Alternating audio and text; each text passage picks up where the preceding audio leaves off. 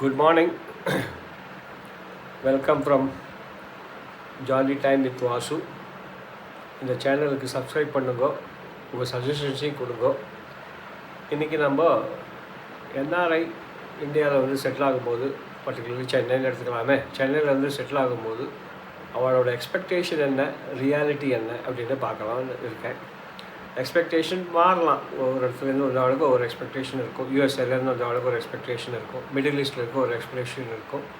நான் மஸ்கட்டில் ஒரு 10 வருஷம், சிங்கப்பூரில் ஒரு 15 வருஷம் இருந்துட்டு வந்தேன். என்னுடைய எக்ஸ்பெக்டேஷன் வேறு மாதிரி இருக்கும் சிங்கப்பூர்லேருந்து வர்றவளுக்கு. ஆஸ்திரேலியாவிலேருந்து பொதுவாக யாரும் 10-15 வருஷம் கழிச்சுலாம் வரமாட்டான், அங்கேயே சிட்டிசன் ஆகி செட்டில் ஆகிடுவாள். ஸோ அவளை பற்றி பேசலை. ஜென்ரல் எக்ஸ்பெக்டேஷன் என்ன, எங்கேருந்து வந்தால் என்ன, அதை பற்றி பார்க்கலாம். Number 1, finance. எல்லோரும் சொல்லுவாங்க, நான் வரும்போது கூட சொன்னேன், சென்னை ரொம்ப சீப்பு தான், ஒரு ஆளுக்கு 10,000 வச்சாங்கன்னா நீ ஒய்ஃபு 20,000, உங்கள் அம்மாவுக்கு ஒரு 10,000, 30,000, இன்னொரு 5,000 போட்டால் 35,000 போதும் அப்படின்னா. பட் ரியாலிட்டி அப்படி இல்லை. மினிமம் 50,000, 55,000 இருக்கணும். அப்போ தான் நார்மல் டீசென்ட் லைஃப். நான் சொல்கிறது நார்மல் லைஃப் மினிமம் 55,000 வேணும். ஸோ எக்ஸ்பெக்டேஷன் 30 to 35, ஆக்சுவலாக வேண்டியது 55 to 60. இப்படி இருந்தால் தான் நார்மல் டீசென்ட் லைஃப் இருக்க முடியும். அதுக்கேற்ற மாதிரி பார்த்துக்கோ. யாராவது வந்து செட்டில் ஆக போகிறேன் அப்படின்னா ஒரு 55-60 வரா மாதிரி பார்த்துக்கோங்க. அது ஒன்று. இன்னொன்று, எல்லோரும் சொல்லுவாள், இந்தியாவுக்கு வந்தால் பேரண்ட்ஸை பார்த்துக்கலாம், அவளுக்கும் சந்தோஷமாக இருக்கும், உங்களுக்கும் சந்தோஷமாக இருக்கும்னு சொல்லுவாள். மோஸ்ட்லி 25 வருஷம் கழிச்சு வந்தாங்கன்னா பேரண்ட்ஸுக்கு கண்டிப்பாக வயசான பேரண்ட்ஸ் தான் இருப்பாள்.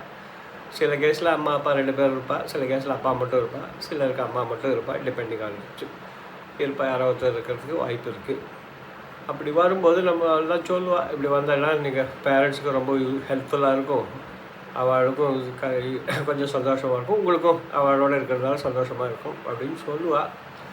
ரியாலிட்டி எனக்கு ஒன்றும் வேறு மாதிரி தான் தோன்றுறது. ஏன்னா நம்ம 25 வருஷம் வெளியில் இருந்துட்டு அவளுடைய ரெக்குவயர்மெண்ட் எல்லாம் தான் காசு அனுப்பிச்சிருப்போம், இல்லைன்னா த்ரூ ஆன்லைன் எல்லாம் பண்ணியிருப்போம். ஏன்னா அவள் என்ன பண்ணுவாள், காசு அவளுக்கு அனுப்பும்போது ஒரு செல்ஃப் இண்டிபெண்டன்ஸ் அவளுக்கு இருந்த மாதிரி அவளுக்கு தோணும். சரி, நமக்கு வேண்டிய செலவை நம்ம பார்த்துக்கலாம், பண்ணிக்கலாம், காசு போய் பேங்க்லேருந்து எடுப்பா, எல்லாம் பண்ணுவாள். இப்போ நம்ம வந்தப்புறம் என்ன ஆகும், வந்து இன்கம், அந்த ஃப்ளோ ஆஃப் இன்கம் நின்று போயிடும். அப்படி நிற்கிறதால என்ன ஆகும்னா, அவள் எல்லாம் நம்மளை டிபெண்ட் பண்ணியிருக்க மாதிரியே தோணும். அதான் அவளுக்கு கைண்ட் ஆஃப் ப்ரெஷர், ஸ்ட்ரெஸ் வரும். அந்த ஸ்ட்ரெஸ்ஸில் அவள் எதாவது நம்மளை பார்த்து சொல்கிறதுக்கு தோணும். சில நேரங்கள் அவளுக்கு இந்த ஃபீலிங்கும் வரலாம், என்னடா ஃபாரின்லேயே இருந்துருக்கலாம், காசு மட்டும் அனுப்பிச்சிட்டு இருந்தால் போதும், நல்லா இருந்தது, இப்போ வந்துட்டாங்க அப்படின்னு தோன்றதுக்குரிய சான்சஸ் அது இருக்குது. இன்னொன்று, 25 வருஷம் கழிச்சு வந்தால் கண்டிப்பாக அது பழைய வீடு, வயசானவங்க எவ்வளோ தான் வீட்டில் வச்சுக்க முடியும், கொஞ்சம் டாட்டியாக இருக்கும். உடனே நம்ம ஆரம்பிப்போம், வீட்டு ரெனோவேஷன் அப்படின்வோம், க்ளீன் பண்ணணும், வீடெல்லாம் க்ளீனாக வச்சுக்கணும்னுவோம். பேரண்ட்ஸுக்கு சில ரெஸ்ட்ரிக்ஷன்லாம் சொல்லுவோம், அப்படி பண்ணாதே, இப்படி பண்ணாலே, அது அங்கே போடாதே, இது இங்கே போடாதேன்னு சொல்லுவோம். அதெல்லாம் அவளுக்கு ஒரு ஸ்ட்ரெஸ்ஸாக இருக்கும். என்னடா இவன் வந்தோடனே அதிகாரம் பண்ணுறாளே, ஹஸ்பண்ட் அண்ட் ஒய்ஃப் சேர்ந்து அதிகாரம் பண்ணுறான் நம்மளை அப்படின்னு அவளுக்கு தோண ஆரம்பிக்கும். நம்ம லெசன் பண்ணும்போது தான் அவளுக்கு ஒரு சில டைம் கில்ட்டியாக கூட ஃபீல் ஆகும், நம்ம வீட்டை சுத்தமாக வச்சுக்கலன்றது அடிக்கடி சொல்லி காட்டுறா போல இருக்குது அப்படின்னு தோணும். அது ஒரு ஃப்ரிக்ஷன் டெவலப் ஆகும். 3வது, ரிலேட்டிவ்ஸ். அவள் தனியாக இருக்கும்போது ரிலேட்டிவ்ஸ் அடிக்கடி வருவாள். ஏன்னா வயசானவாளச்சே அப்படின்னு வந்துட்டு போயிட்டுருப்பாள். நம்ம போனவொடனே என்ன ஆகும், சரி தான் இவன் வந்துட்டானே பார்த்துக்கிறதுக்கு நம்ம எதுக்கு போகணும், எதுக்கு நம்ம வீட்டில் மூக்க வைக்கணும் அப்படின்ட்டு அவளும் ஒதுங்கி இருந்துடுவாள். அதனால இவாளுக்கு இன்னொரு kind of stress, tension develop ஆகும். நம்மளை எல்லாரும் ஒதுக்கிட்டா பாரு, பையனை நம்பி இருக்க வேண்டியதாக இருக்கே, மருமகளை நம்பி இருக்க வேண்டியதாக இருக்கே அப்படின்னு அவளுக்கு தோண ஆரம்பிக்கும். இதெல்லாம் தான் மெயின் ப்ராப்ளம், மெயின் இஷ்யூ. அதனால என்ன ஆகணும், ஒரு ஃப்ரிக்ஷன் டெவலப் ஆகும், நமக்கும் பேரண்ட்ஸுக்கும் ஃப்ரிக்ஷன் டெவலப் ஆகும். அந்த ஃப்ரிக்ஷன் வந்து ஹஸ்பண்ட் அண்ட் ஒய்ஃப் ரிலேஷன்ஷிப்லேயும் ஃப்ரிக்ஷன் வரும். இதெல்லாம் தான் செகண்ட் மேஜர் ப்ராப்ளம். தான் இஸ் த மேஜர் ப்ராப்ளம். இதை ஓவர் கம் பண்ணுறதுக்கு வழி தெரிஞ்சிச்சுனாலே பாதி ப்ராப்ளம் முடிஞ்சதுன்னு சொல்லலாம். இன்னொன்று, டே டு டே லைஃபு. அங்கே சிங்கப்பூரில் இருந்தப்போ ஒய்ஃபு காலையில் வாக்கிங் போவாள், சாயங்காலமும் வாக்கிங் போவாள். நான் இந்தியன் ஸ்கூலில் வேலை பண்ணேன், காலையில் வாக்கிங் போக முடியாது, ஸ்கூலுக்கு போயிடுவேன். இந்தியன் சிஸ்டமில் எப்பவும் பார்த்தேன்னா கொஞ்சம் கிளரிக்கல் ஒர்க் ஜாஸ்தியாக இருக்கும். அதனால் ஈவினிங்கும் அவ்வளோ போனதில்லை, ஃப்ரீயாக இருக்கும் போதெல்லாம் வாக்கிங் போவேன். ஃப்ரைடே சாட்டர்டே கண்டிப்பாக ஃப்ரீயாக வச்சுக்குவேன், இதெல்லாம் டூ எனி ஸ்கூல் ஒர்க் அது மாதிரி வச்சுருந்தேன். இங்கே வாக்கிங் போனோன்னா அப்படி இங்கே இப்போ நிறைய டைம் இருக்குது வாக்கிங் போகலாம் அப்படின்னு சொன்னால், ஆனால் இங்கே வாக்கிங் போகிறதுக்கு பிறகு சரியான வசதி இல்லை. Roads are dirty, number 1. Number 2, என்ன மாதிரி நாய் குலைக்கிறது, சாக்கடை, மாடு போயிட்டுருக்கு. அதனால் அப்படிலாம் வாக்கிங்லாம் ப்ளசண்ட் எக்ஸ்பீரியன்ஸாக இல்லை. மோஸ்ட்லி கார் பார்க்கிங்கில் வாக்கிங் போகிறேன், இல்லைன்னா மாடி மேலே மொட்டை மாடியில் வாக்கிங் போவோம். அது வீட்டுக்குள்ளேயே இருக்கிறதால அது ஒரு கைண்ட் ஆஃப் மொனாட்டனி, ஒரு ஸ்ட்ரெஸ்ஸு டெவலப் ஆகுது. வெளியில் போனால் கொஞ்சம் ஸ்ட்ரெஸ்ஸும் குறையும். அதுக்கான வசதி இல்லை. இன்னொன்று வீக்கெண்டு ஒர்க் பண்ணும்போது ஒரு வீக்கெண்ட் இருக்கும், Friday Saturday will be longing for the weekend. எல்லோரும் நீங்கள் கூட இந்தியாவில் கூட எல்லாம் லாங்கிங் தான் இருப்பேன். வீக்கெண்ட் இருக்கும், சில டைம் லாங் வீக்கெண்ட்ஸ் கிடைக்கும். இங்கே ரிட்டையர் ஆனப்புறம் வீக்கெண்டு எதுவும் கிடையாது. எல்லாம் ஒரே மாதிரி ஒரு ரொட்டீன் டெவலப் பண்ணிட்டோம். 6:30 மணிக்கு காஃபி, 9:30 மணிக்கு கஞ்சி, 11:30 மணிக்கு சாப்பாடு, அப்புறம் மத்தியானம் திருப்பியும் 3 மணிக்கு காஃபி, 7:30 மணிக்கு சாப்பாடு, 10:30 மணிக்கு தூக்கம். இப்படியே ஒரு ரவுண்டு ஒரு ரொட்டீன் ஃபார்ம் பண்ணிட்டோம். இதை பிரேக் பண்ணிவிட்டு வெளியில் வர முடிய மாட்டேங்கிறது. அதனால் அதுக்குள்ளேயே சுற்றிட்டு இருக்க மாதிரி ஒரு ஃபீலிங். எங்கேயும் வெளியில் போக முடியல. சொல்லுவாள் நிறைய இடம் இருக்குது போகலான்னா, ஆனால் போக முடியாது. அப்படி போகணும் அப்படின்னாலும் நிறைய கஷ்டங்கள் இருக்குது. எங்ககிட்ட கார்லாம் எதுவும் இல்லை. ஓலா ஊபர்னு புக் பண்ணணும். புக் பண்ணிவிட்டு போயிட்டு வரணும்னு வச்சுக்கோங்க. அதனால் 1 டே போயிட்ட மாதிரி இருக்குது. ஸ்ட்ரென்வஸாக இருக்குது. சிங்கப்பூரில் அந்த ப்ராப்ளம் இல்லை. எம்ஆர்டி அப்புறம் எஸ்பிஎஸ் டிரான்சிட் பஸ்ஸு ரெண்டுமே ஒரு ப்ளசன்ட் எக்ஸ்பீரியன்ஸ். ரொம்ப நல்லாயிருக்கும். போத்தான் ஏர் கண்டிஷன்டு. சின்ன ஊர் வேறு, போக வேண்டிய இடத்துக்கு சீக்கிரமாக போயிடுவோம். 4-5 வேலையை கம்பைன் பண்ணிட்டு போகலாம். அப்படிலாம் போக முடியல. மோஸ்ட்லி நாங்கள் ஃப்ரைடேஸ் கோயிலுக்கு போவோம். அதோட எதாவது கம்பைன் பண்ணுவோம், எங்கேயோ போய் சாப்பிட்டுட்டு வருவோம். சாட்டர்டே வெளியில் தான் மோஸ்ட்லி. வீட்டில் குக்கிங் இருக்காது. கிச்சனுக்கு ஹாலிடே விட்டுடுவோம். சாப்பிட்டுட்டு வெளியில் சாப்பிட்டுட்டு அப்படி சுற்றிட்டு வருவோம். இங்கே அப்படிலாம் இல்லை. டெய்லியும் பாவம் எழுந்துக்கணும், அவள் சமைக்கணும், சாப்பிடணும், காப்பி போடணும். இதே தான் அவனுக்கு வேலை. வீட்டை விட்டு வெளியில் போகிறதில்ல. எனக்கும் ஒன்றும் பெருசாக போக முடியறதில்ல.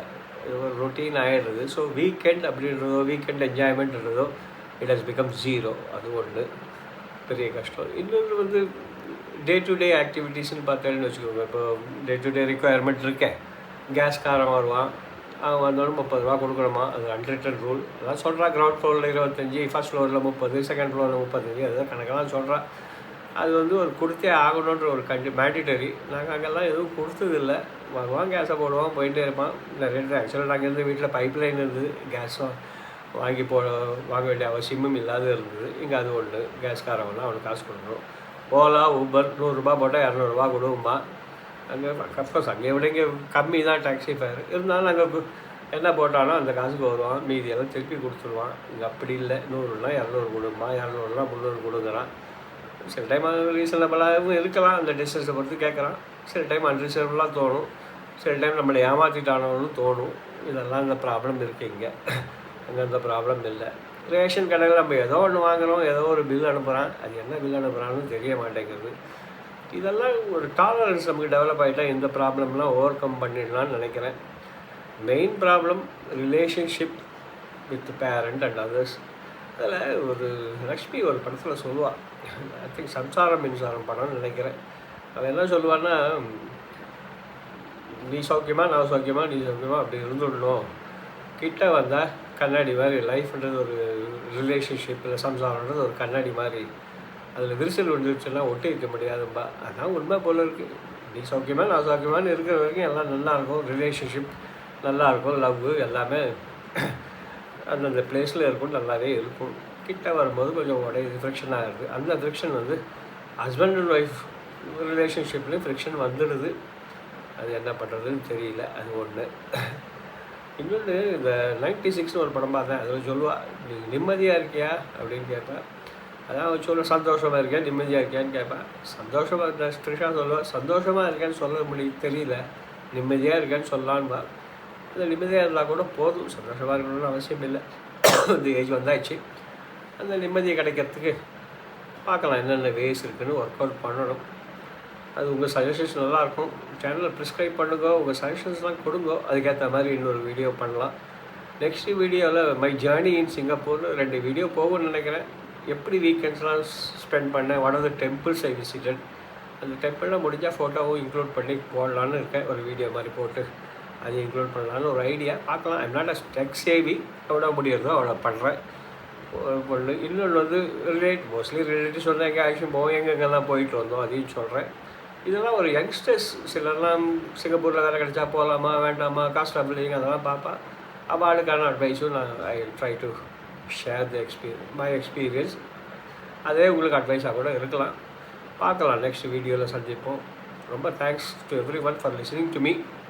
நாளைக்கு எலெக்ஷன் டே. கண்டிப்பாக போய் ஓட்டு போட்டுவிடுங்க. தேங்க்யூ.